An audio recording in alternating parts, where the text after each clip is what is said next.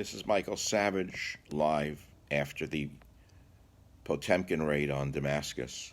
It's not a good day for his base. In fact, the title of today's broadcast is quite simply, He Bombed His Base. Good morning, America.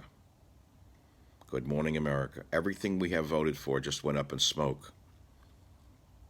It was a Potemkin raid. You know what a Potemkin raid is? Look up Battleship Potemkin. A Potemkin air raid. And what was the purpose of this? Oh, I see, to blow up the chemical stores of Mr. Assad. Well, for one, we still have no evidence that he unleashed these chemicals upon his own people. And I will repeat and reiterate what other people with a mind and a logical faculty have seen ever since the charade began. He was winning, he is winning the war. ISIS is almost defeated. They're reduced to a small pocket in a city. And so he unleashes a chemical attack while the whole world is watching to turn the entire world against him. It absolutely makes no sense. The only people who are cheering this on will be the frauds like the wallbanger and the others in the cartel that supported everyone but Trump, who called every one of his supporters every name under the sun for a year straight. They're now licking Trump's boots to gain access to him. And if you can't see that, I'm afraid you can't see anything. But let's put them aside. Anyone who opposes this is now a Russian agent? Troll? Maybe you're a Russian agent, troll. Mattis said that we had no confirmation. Then he said that he had. Irrespective of it, where is the evidence? We live in a participatory democracy.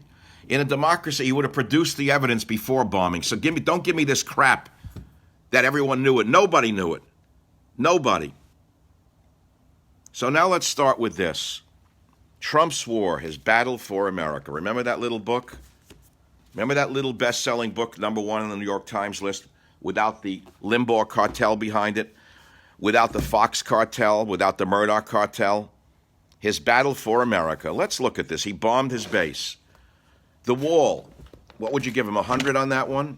Taxes. Has anyone saved any money on it? Deportations, I understand that there are more coming in now than ever. Obamacare, still here. Well, we still have our Second Amendment, hooray. I guess under Hillary we would have lost our guns, so check 100 on that. Military strength went up 100%, check 100 on that. Abortion, I haven't heard one word about it. Religion, I haven't heard one word about it. I asked, what will the new president do? While most in the chattering classes around the world dismiss Trump's campaign, I, Michael Savage, champions Trump platform and helped him galvanize the support of the disaffected middle Americans left behind by the globalist central planners in their distant capital. My army of listeners was instrumental in electing Donald Trump to take the fight to Washington. And while we had a revolution for about a year, I don't know where we are today. I knew that he would face relentless opposition from special forces in both parties, who stand to lose millions or billions if Trump's America First policies would have become the law of the land. And I wrote, not only will Trump have to overcome progressive ideologues, neoconservative ventriloquists in the radio business, connected corporate interests everywhere you can turn, and a military-industrial complex bent on permanent war. I wrote he will also have to fight progressive beliefs even he and his otherwise conservative appointees have unwittingly accepted. So again, I don't want to go on and on today. I think you know where I'm at. I expressed my opinion prior to this charade, this Potemkin raid. And I will conclude at this moment by saying to you, he bombed his base. He bombed his base. Did you lose me? Did I get cut off? It looks like the feed is still running. Says lost me. I don't know what happened. There we go. Connection lost. Shall I continue? Froze up. Are we back? Are we back? I'm sorry, but I disagree. Think we need to stay engaged in Syria. Then why don't you go enlist? Why don't you enlist in the military and go over to Syria? This is the biggest mistake of his administration, and the last straw for me was him appearing in a bomber jacket like Bill Clinton saying mission accomplished like George Bush. The whole thing is being orchestrated by the very same deep state that destroyed this nation to begin with. And if you think it's my job to follow any leader blindly, I don't live in North Korea, by the way. I'll leave that I'll leave that to the wall banger. So now, my friends, what do we do now? Since he lost his base. He bombed his base. He bombed his Eddies. He bombed his Ediths. I appealed to him to save the elephants and the lions and the rhinoceroses. I got an email from the White House itself during that period, said, don't worry, the elephants are safe. The very next day, he lifted the ban on importing ivory. So what did I get out of that? And now where are we?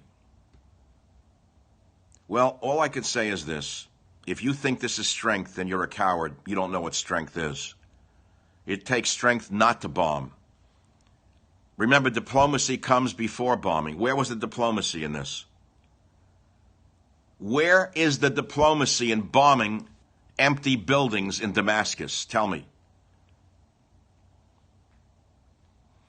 So he bombed his base, except for the fools who are trying to call me names right now on this feed, government agents, trolls. And the fact of the matter is, you will see what happens come November. Unless he returns to the nationalist America First platform that he was on the track of following, there will be a bloodbath in November. And then what will we have?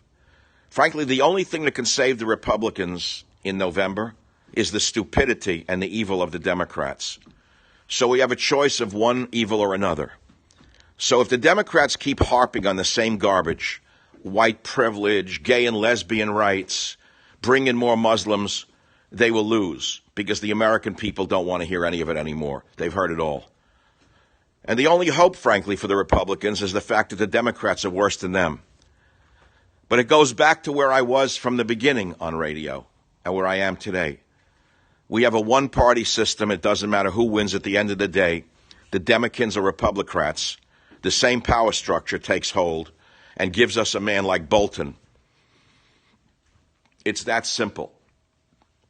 And so in conclusion today, Monday shall be a wonderful day on radio. And all I can say is, it's not a good day for America. This showed great weakness, not great strength. He bombed his base. It was a Potemkin raid. Thank you for listening, and goodbye.